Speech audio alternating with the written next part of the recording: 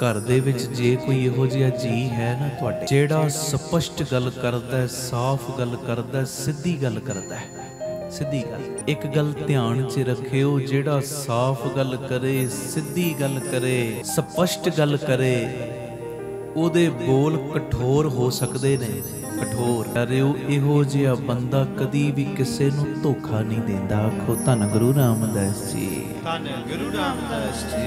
एवें ओदियां गल्लां दिल ते ना लिया करो, ओ बंदा कदी भी धोखा नहीं देवेगा। स्पष्ट गल करती, साफ गल करती, सीधी गल करती। 2 मिनट लई भावें बुरी लगी सानू, पर बंदा बाद विच सोचदा नहीं यार कई उन्हें सच्ची गल सी। मेरी बेनती है जीवन दे विच इहो ही नियम रखो, सिद्धा बोलो, सच बोलो